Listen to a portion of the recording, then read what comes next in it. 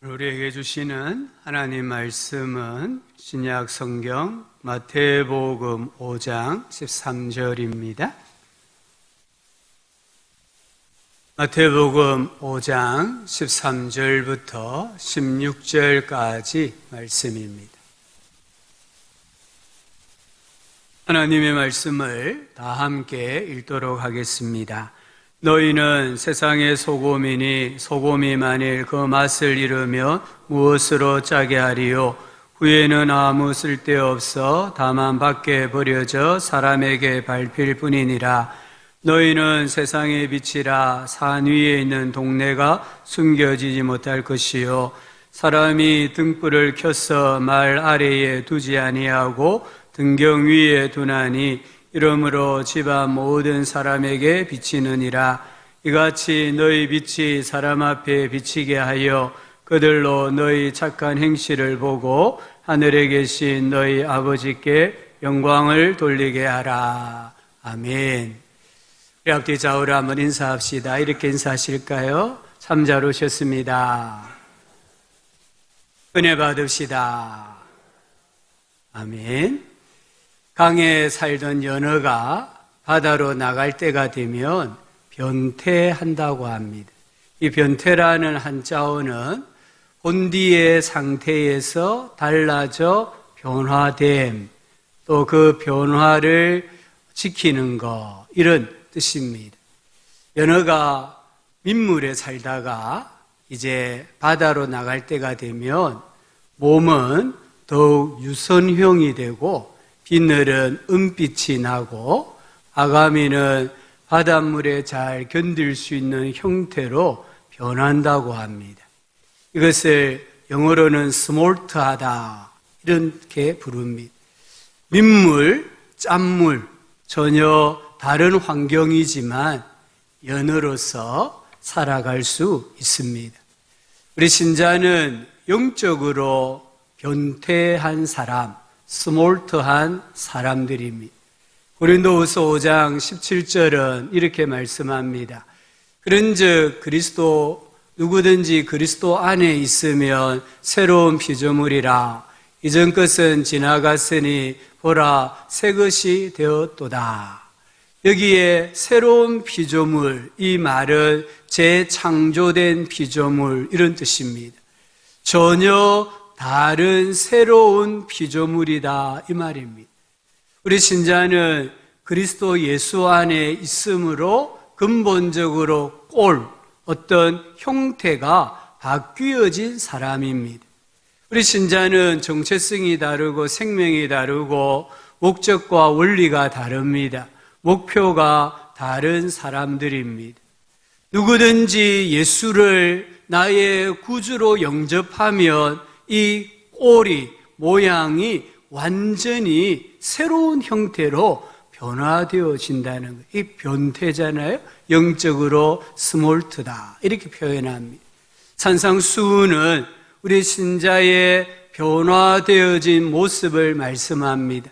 우리 신자는 심령이 가난한 자, 애통하는 자, 온유한 자, 의에 줄이고 목마른 자, 긍휼히 여기는 자, 마음이 청결한 자, 화평하게 하는 자, 의를 위하여 박해를 받은 자다라고 말씀합니다. 즉 우리의 본질이 바뀌어져서 지금 세상을 살아가고 있다라고 하십니다. 예수님은 이 팔복을 받은 신자를 가리켜서 너희는 세상의 소금이다, 세상의 빛이다라고 말씀합니다. 우리 신자는 세상의 소금입니다. 여기 세상은 헬라어로 보면 땅, 지구를 말합니다. 성경에서 땅은 불완전한 곳입니다. 죄가 많은 곳입니다. 죽음의 세력이 지배하는 곳을 의미합니다. 지금 예수님께서는 우리 제자들 또 이 신자들을 완전한 곳이 아니라 불완전한 곳, 죄와 죽음이 지배하는 땅으로 가서 소금이 되라라고 말씀합니다. 또 신자는 세상의 빛이다 하셨습니다. 여기 세상은 헬라어로 보면 코스모스입니다. 즉 우주입니다. 태양이 온 우주를 밝히듯 우리 신자는 온 세상에 빛을 비추는 사람이다라고 말씀합니다. 이 신자의 정체성, 소금이다, 빛이다, 이 정체성은 절대로 바뀌지 않습니다. 예수님의 이 말씀을 듣는 1세기의 제자들과 오늘 예배하는 21세기의 우리 성도님들, 나아가서 우리 믿음의 자녀들이 그리스도 예수 안에 있으면은 항상 세상의 소금이고 세상의 빛이다, 이렇게 말씀합니다. 우리 성도님들이 자녀들에게 어떤 자아상을 심어줘야 됩니까? 너는 예수를 믿기 때문에 세상의 소금이다, 세상의 빛이다, 이 자아상, 정체성을 우리 부모님들이 잘 심어주셔야 합니다. 우리가 아는 것처럼 소금과 빛에는 몇 가지 공통점이 있습니다. 첫 번째는 생명을 유지하는 기능을 합니다. 빛이 없으면 식물이 자라지 않잖아요.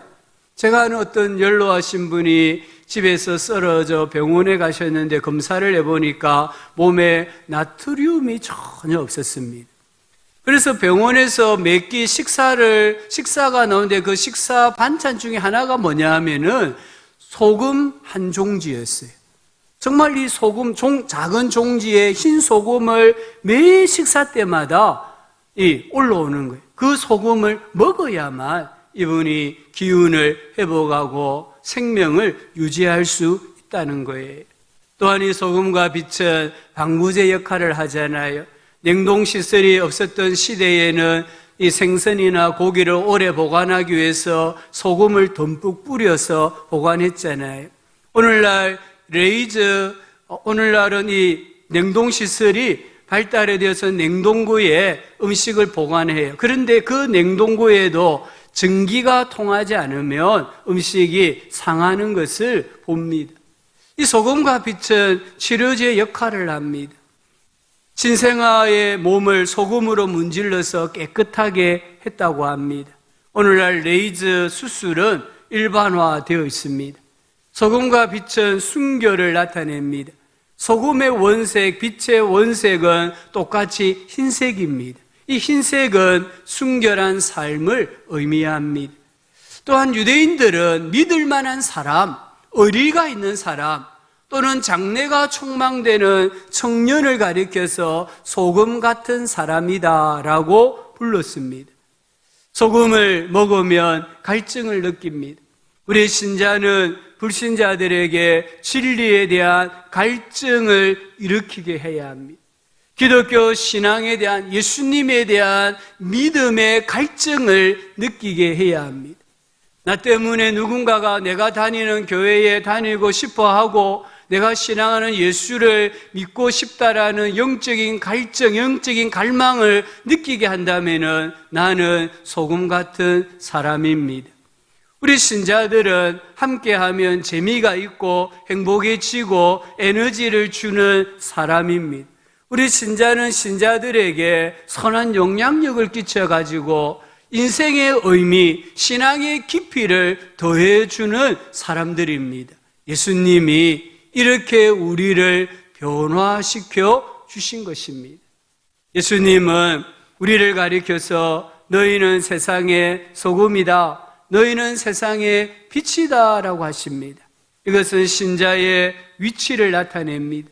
우리 신자는 세상 속에서 사람을 살리고 깨끗하게 하고 치유하는 자입니다. 소금이 음식에 침투하여 맛을 내는 것처럼 우리 신자는 세상 문화 속에 침투하여 하나님의 말씀과 성경적 세계관으로 이 땅의 문화를 바꾸고 사상과 철학과 경제와 교육을 바꾸고 기업의 문화 풍토를 바꾸는 사람들입니다.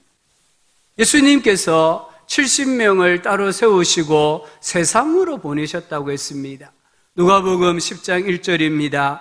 그 후에 주께서 따로 70인을 세우사 친히 가시려는 각 동네와 각 지역으로 둘씩 앞서 보내시며, 이 세상은 어떤 곳입니까? 지금 70인 전도대를 세상으로 보내셨는데 이 세상은 어떤 곳일까요? 10장 3절에 갈지어다 내가 너희를 보냄이 어린 양을 이리들 가운데로 보냄과 같도다. 이 세상은 지금 늑대, 이리떼가 득실거리는 곳이라는 거예요. 그 한가운데 어린 양과 같은 신자들을 보내신다라고 말씀합니다. 우리가 지금 살아가는 이 세상은 안전한 곳이 아닙니다. 이 세상은 무시무시한 곳입니다. 우리를 집어삼키려고 하는 그런 세상입니다. 그런데 그곳에 주님은 전도대를 보내셨다는 것이에요. 우리 예수님은 승천하시면서 제자들을 향하여서 세상으로 가라라고 분명하게 명령을 하셨습니다. 마태복음 28장 18절 이하에 보면 예수께서 나와 말씀하여 이르시되 하늘과 땅의 모든 권세를 내게 주셨으니 그러므로 너희는 갔어. 어디로 갑니까? 모든 민족에게로 갔어. 제자를 삼아 아버지와 아들과 성령의 이름으로 세례를 베풀고 내가 너희에게 분부한 모든 것을 가르쳐 지키게 하라. 볼지어다 내가 세상 끝날까지 너희와 항상 함께 있으리라 하시니라. 우리 교회와 신자들이 하늘과 땅의 모든 권세를 가지고 계시는 예수 그리스도의 능력을 경험하려고 하면 세상으로 가야 합니다. 우리 교회가 또는 성도들이 세상으로 나가지 않는다면, 전도하지 아니하고 선교하지 않는다면 우리는 예수님의 권세를 경험할 수가 없습니다. 예수님의 권세와 능력은 교회 밖에서 세상 가운데서 증거되어진다라는 것을 우리는 꼭 기억을 해야 합니다. 우리 신자들은 교회 안에서 잘 하셔야 됩니다. 서로서로에게 잘 하셔야 됩니다. 동시에 우리 신자들은 가정에서, 직장에서, 캠퍼스에서, 동네에서 진짜 잘 해야 합니다. 우리 신자는 교회에서 서로에게 소금이 되고 빛이 되어야 합니다. 동시에 신자는 세상의 소금이고 빛이다라는 것을 기억해야 합니다. 우리 신자들은 세상과 담을 쌓고 은둔하면서 수도 생활을 하는 수도사가 되어서는 안 됩니다. 왜냐하면 예수님께서 너희는 세상의 소금이다, 세상의 빛이다, 우리가 있어야 할 곳을 분명하게 말씀하셨기 때문입니다. 한편 신자는 세상에 살지만 세상 속에서 살지 않습니다. 배가 바닷물 위에 떠 있어야 망망대해를 항해를 하지, 만약 이 배에 물이 들어오면은 그 배가 가라앉는 것과 같습니다. 우리 신자는 세상에 살지만 세상 사람들과는 다른 존재라는 거예요. 우리는 생각하고 말하고 행동하는 생활 양식이 시간을 사용하는 법이나 물질을 사용하는 법이나 자녀를 양육하는 일이나 직장 생활, 사람들을 섬기는 일, 고난을 대하는 자세, 질병을 대하는 자세, 실패와 실직과 낙심을 대처하는 방법이 세상에 살고 있지만 세상 사람들과는 다르다는 거예요. 왜 그렇습니까? 우리가 우리의 모양이 예수님 안에서 변화되었기 때문입니다.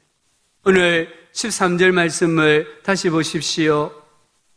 너희는 세상의 소금이니 소금이 만일 그 맛을 잃으면 무엇으로 짜게 하리요?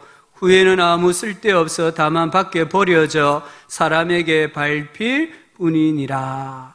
여기 예수님께서 두 가지를 말씀합니다. 너희는 짠맛을 가지고 있는 소금이다 라고 합니다.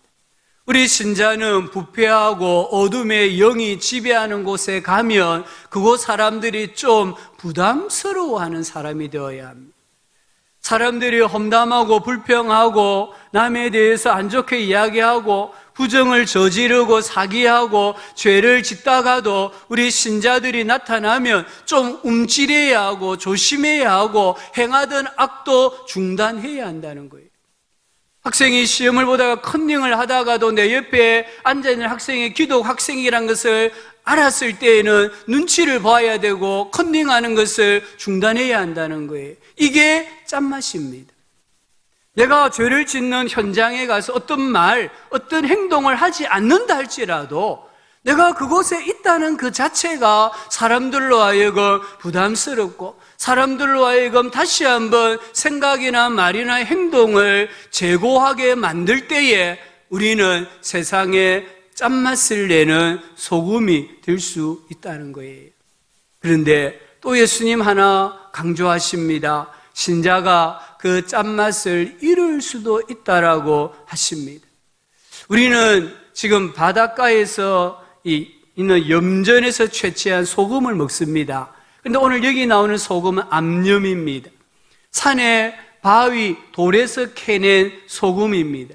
이 암염은 관리를 제대로 하지 않으면 소금기가 증발이 되고 나중에는 그냥 단순한 돌멩이가 됩니다. 그러면 사람들이 그 돌을 길가에 던져버립니다.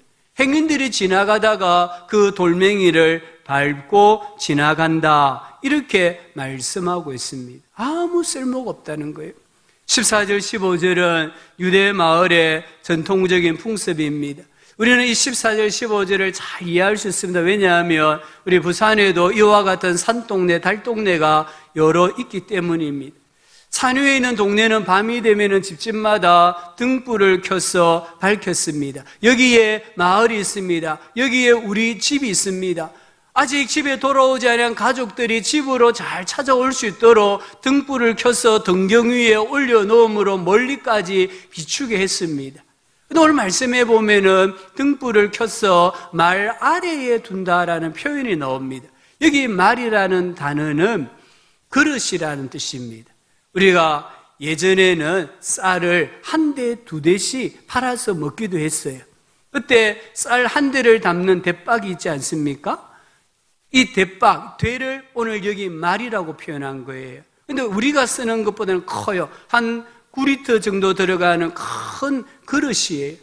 근데 불을 켜서, 등불에 불을 켜서 그 그릇으로 덮어 놓는다고 하면 빛이 밖으로 나올 수가 없잖아요. 그러면은 우리 가족들이 집을 찾아오는데 또는 지나가는 행인들이 어려움을 겪는다, 이런 말씀입니다.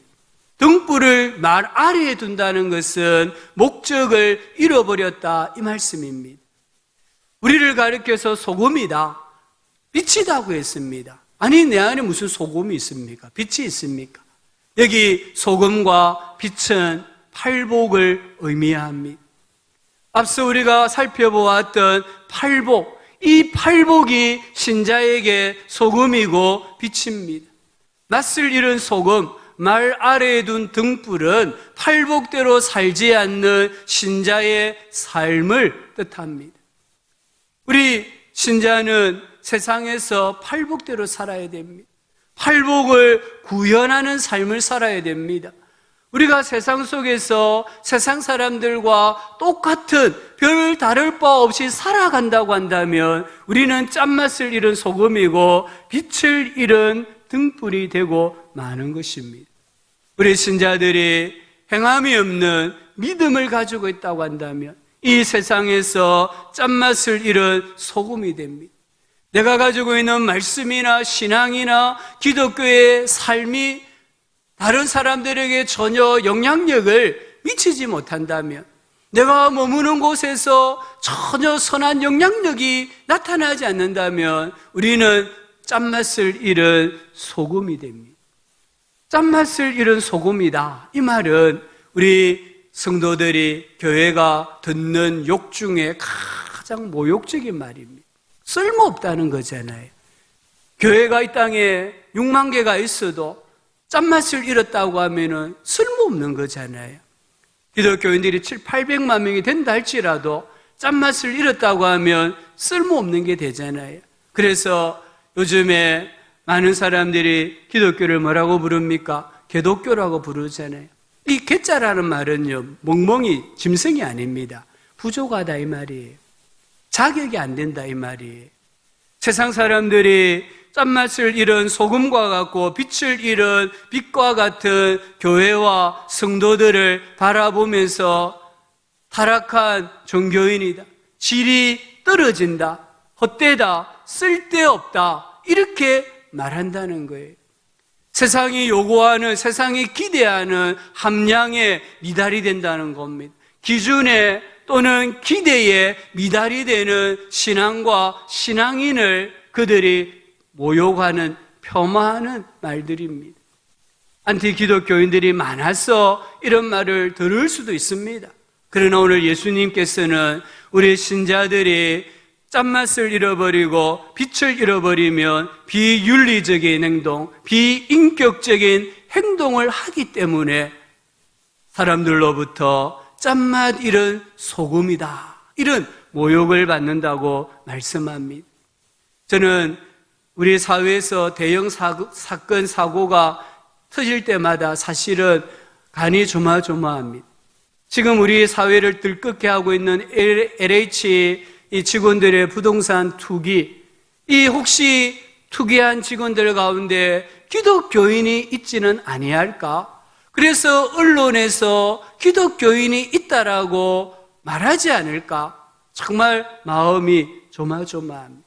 그럴 때마다 우리는 짠맛 잃은 소금이 되고 빛을 잃은 등불이 되기 때문입니다. 오늘 예수님은 우리를 가리켜 세상의 소금이다, 빛이다고 하셨습니다. 이 말씀은 그리스도인이 없으면, 교회가 없으면 세상은 썩어 부패하고 세상은 어둠 천지가 된다, 이 말씀입니다. 오늘 우리가 다시 한번 세상의 소금과 빛으로 살기 위해서 어떻게 해야 되겠습니까? 하나님의 말씀을 배우고 그 말씀에 순종해야 합니다. 시편 1편 1, 2절은 복 있는 사람은 악인들의 꾀를 따르지 아니하며 죄인들의 길에 서지 아니하며 오만한 자들의 자리에 앉지 아니하고 오직 여호와의 율법을 즐거워하여 그의 율법을 주야로 묵상하는 도다 했습니다. 우리가 이 땅에 있는 악인들, 죄인들, 오만한 자들을 향하여서 비난하고 정죄하기보다 우리 그리스도인들이 하나님의 말씀에 매여질 때에, 하나님의 말씀에 우리의 모든 것을 걸 때에 이 악인들, 죄인들, 오만한 자들이 죄를 짓는 것을 두려워하고 죄 짓는 것을 꺼려하는 그런 역사가 일어나는 거예요. 창세기 23장에 보면은 아브라함이 아내 사라가 죽었을 때에 매장지를 구하는 장면이 나옵니다.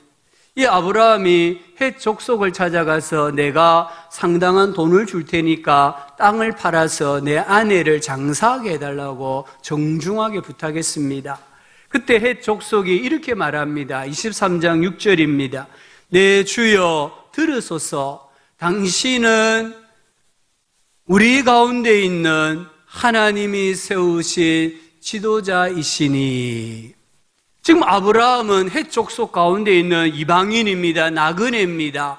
그런데 그들이, 즉 이방인들이 고백하기를 당신은 우리 가운데 있는 하나님이 세우신 지도자입니다.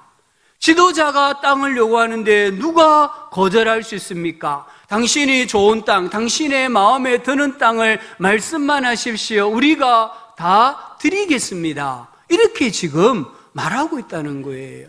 이게 가능한 일입니까? 왜 이 헷족속 사람들은 아브라함을 우리 가운데 있는 하나님이 세우신 지도자와 같은 사람으로 고백했을까요? 창세기 22장에 힌트가 나옵니다. 창세기 22장에 보면은 이삭까지도 하나님의 말씀에 순종하여 번제로 바치는 아브라함이 나옵니다. 이삭까지도, 사랑하는 독자까지도 하나님이 말씀하시니까 그 말씀에 순종하여 바칠 수 있는 사람의 믿음이라고 하면 우리가 저 사람은 믿을 수 있다는 거예요. 우리가 비록 하나님을 믿는 사람들은 아니지만 우리가 정말 믿어야 된다고 하면은 아브라함처럼 믿어야 되는구나. 아브라함의 신앙을 흠모했다는 거예요. 그러니까 우리는 돈 안 받습니다. 그냥 말씀만 하십시오. 땅 드리겠습니다. 이렇게 말하는 것을 볼 수 있습니다. 다니엘서 6장 4절에 보면 이에 총리들과 고관들이, 이 총리들과 고관들은 쉽게 표현하면 불신자들입니다. 하나님을 믿지 않는 자들입니다. 이들이 국사에 대하여 다니엘을 고발할 근거를 찾고자 하였으나 아무 근거 아무 허물도 찾지 못하였으니 이는 그가 충성되어 아무 그릇됨도 없고 아무 허물도 없음이었더라. 왜 이렇게 하나님을 모르는 총리와 고관들이 다니엘의 허물을 찾으려고 합니까? 이것은 다니엘이 소금으로 빛으로 살았다는 뜻입니다. 다니엘과 같이 있는 이상은 우리가 부정을 저지를 수 없다는 거예요. 다니엘이 같이 있는 이상은 우리가 왕을 속일 수도 없고 어떤 물질적인 권리든 이득이든 착복할 수 없다라는 것을 알았다는 거예요. 그래서 다니엘을 제거해야만 우리가 부정도 저지르고 부패할 수 있고 우리가 많은 어떤 것들을 얻을 수 있다라고 생각한 거예요. 그런데 정말 오늘날로 표현하면 특검을 했지만 이 다니엘에게서는 어떤 허물도 찾을 수가 없었습니다. 그러자 그들은 다니엘의 신앙에서 결점을 찾기 위해 앞으로 한 달 동안 왕 외에 어떤 신에게나 어떤 사람에게도 기도하면 사자굴에 던져 넣는다라는 법령을 만들었습니다. 다니엘서 6장 10절입니다. 다니엘이 조서에 왕의 도장이 찍힌 것을 알고도 자기 집에 돌아가서는 윗방에 올라가, 잘 기억하셔야 됩니다, 예루살렘으로 향한 창문을 열고 전에 하던 대로 하루 3번씩 무릎을 꿇고 기도하며 그의 하나님께 감사하였더라. 다니엘은 사자굴에 던져졌습니다. 그러나 그는 온전했습니다. 그 이유는 다니엘이 자기의 하나님을 믿었기 때문이라고 합니다. 그리고 다리오 왕이 하나님께 영광을 돌렸습니다. 다니엘서 6장 28절은 이 다니엘이 다리오 왕의 시대와 바사 사람 고레스 왕의 시대에 형통하였더라라고 말합니다. 다니엘이 6장 4절과 같은 공무 생활을 할 수 있었던 비결이 어디에 있느냐? 다니엘서 6장 10절이라는 거예요. 하루에 3번씩 하나님께 기도했습니다. 그것도 감사 기도했습니다. 하루에 3번 감사 기도하고 직장에 갔을 때에, 공무를 행할 때에 부정을 저지를 수가 없는 거예요. 부패를 저지를 수가 없는 거예요.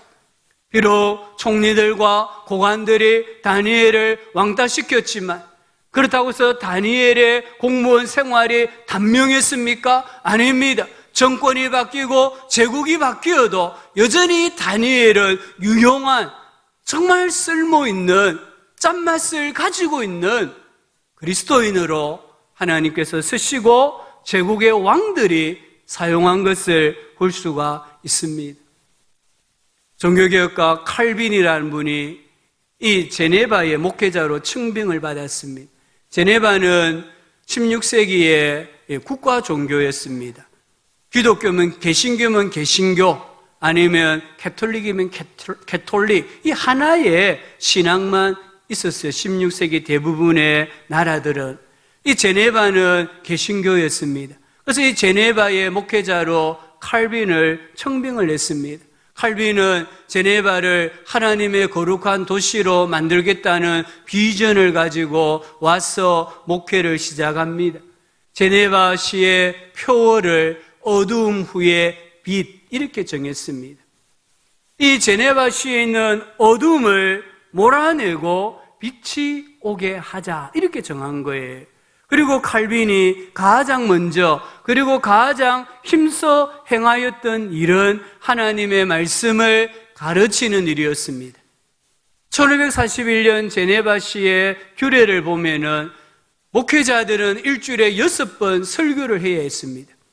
시민들은 6번 교회 가서 하나님의 말씀을 듣도록 법으로 정해놓았습니다. 왜 그럴까요? 하나님의 말씀이 비치고 말씀이 제네바시에 선포되고 제네바 시민들의 마음에 들려질 때에 어둠이 물러가고 하나님의 빛이 임한다라는 확신이 있었기 때문입니다.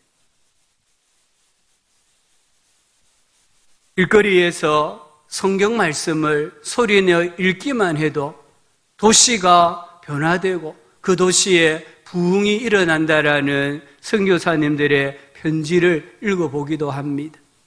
히브리서 4장 12절은 하나님의 말씀은 살아있고 활력이 있어 좌우의 날선 어떤 검보다도 예리하여 혼과 영과 및 관절과 골수를 찔러 쪼개기까지 하며 또 마음의 생각과 뜻을 판단하나니 하셨습니다.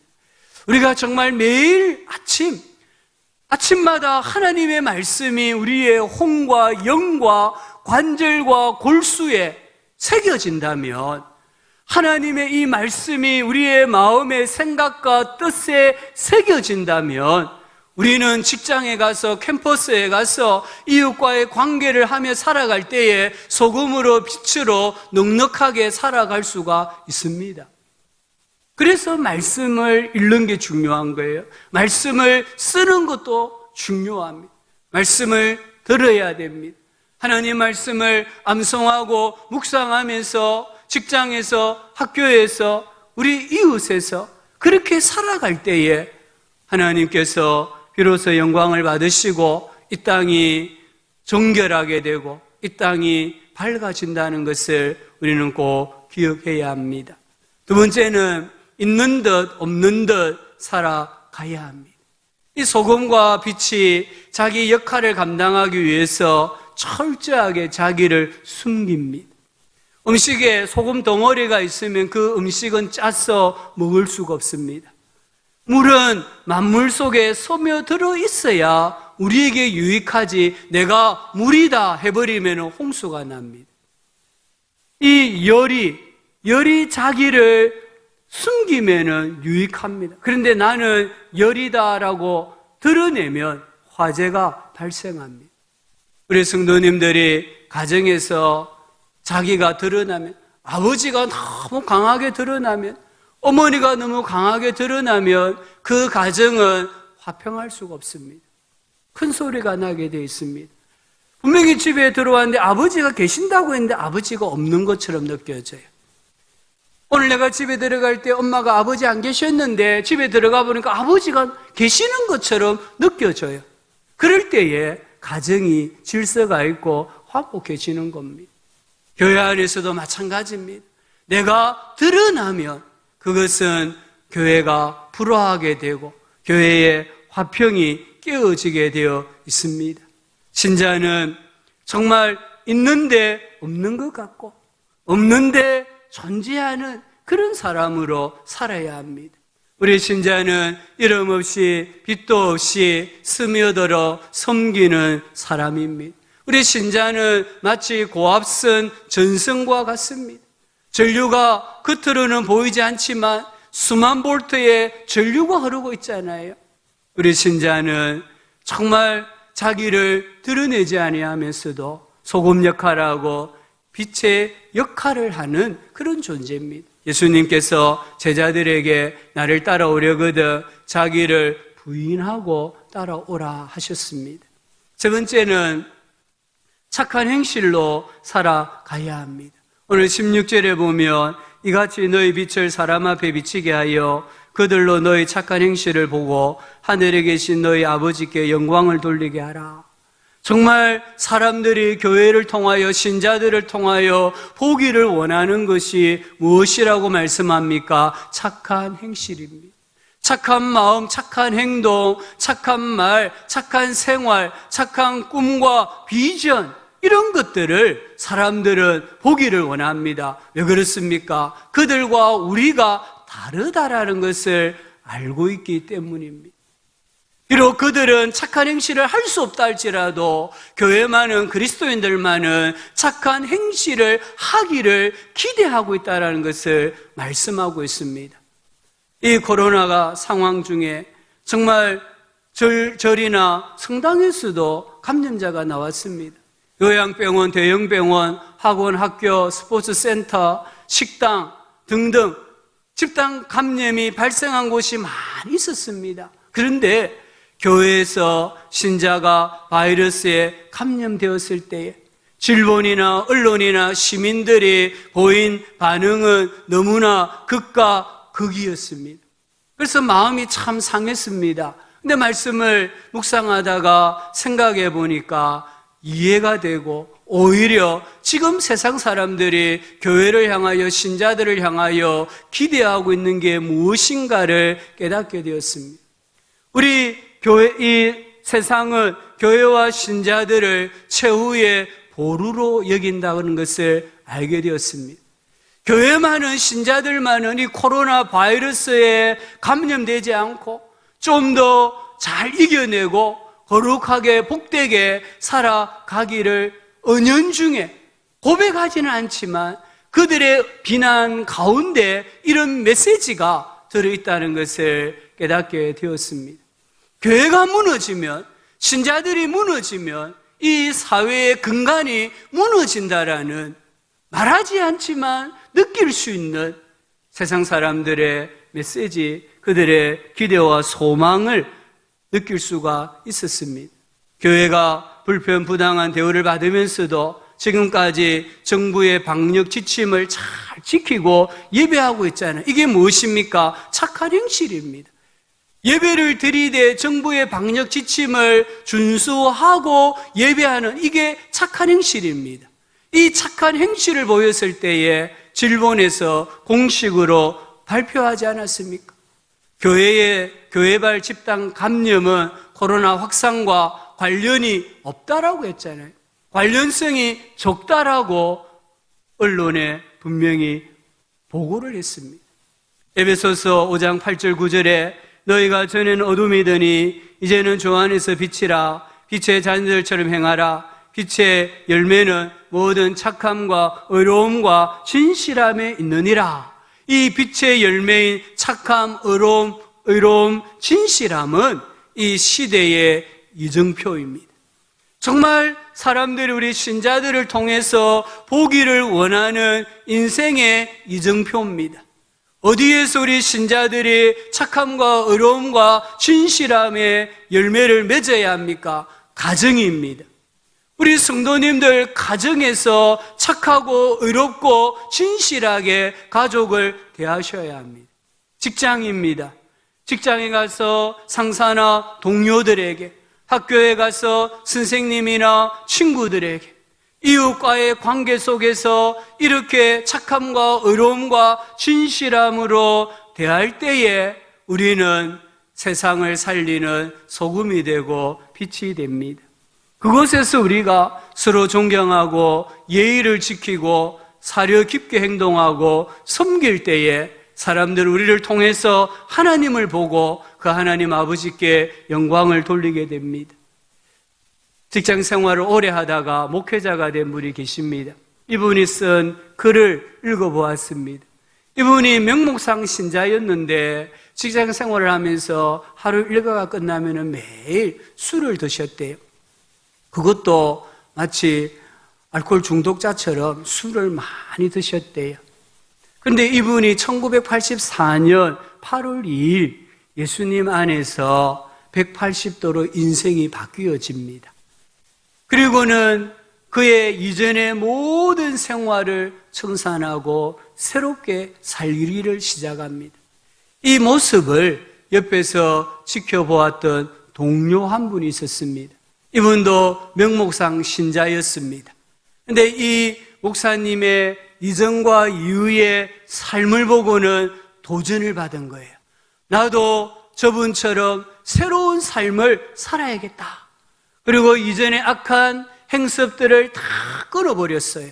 그리고 그로부터 17년 만에 자기 집을 장만했습니다. 그리고 목사님을 찾아와서 전부 다 목사님 덕분입니다. 이렇게 고백을 했습니다. 이야기를 들어보니까 조금 전에 말씀드린 그런 이야기를 하는 거예요. 자기도 이 목사님을 보고 나도 신자답게 바르게 살아야 되겠다 결심했는데 그 결과가 집을 장만하는 거로 나타났다는 거예요. 근데 이 목사님이 이렇게 말했습니다. 나는 그분이 집을 사는데 단돈 1원도 보태준 적이 없다. 그런데도 나의 변화된 삶, 나의 착한 행실이 그분에게 한 가정에 책임이 있는 가장이 되게 한 것이다 라고 말했습니다. 한 사람의 그리스도 예수 안에서 변화된 삶, 착한 행실, 그 착한 행실이 또 누군가의 인생을 변화시키는 도구가 되었다라는 것을 말씀하고 있습니다.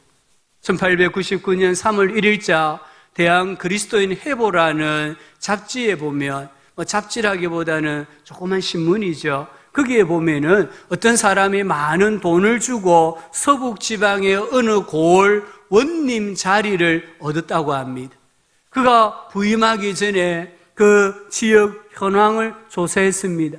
근데 생각지 않은 것이 하나 나왔습니다. 자기가 가기로 되어 있는 그 지역의 야소교, 우리 이때는 예수교라고 하지 않고 야소교라고 발음했습니다. 야소교, 즉 교회가 있고 신자들이 있는 거예요. 그 당시의 신자들은요, 이 관원들의 부정과 부패의 감시자가 되었고 한글을 했거든요. 이 사람은 신자가 있는 마을에 가면, 교회가 있는 마을에 가면은 부정을 저지를 수 없다는 것을 알고 간청에 가서 신자들이 없는 영남 지방으로, 사실 이때만 해도 대부분의 교회는 북쪽에 있었습니다. 남쪽에는 교회가 거의 없었습니다. 그래서 교회가 없는, 신자들이 없는 영남으로 옮겨달라고 청했다고 합니다. 1899년에 우리나라 인구는 1200만 명이었습니다.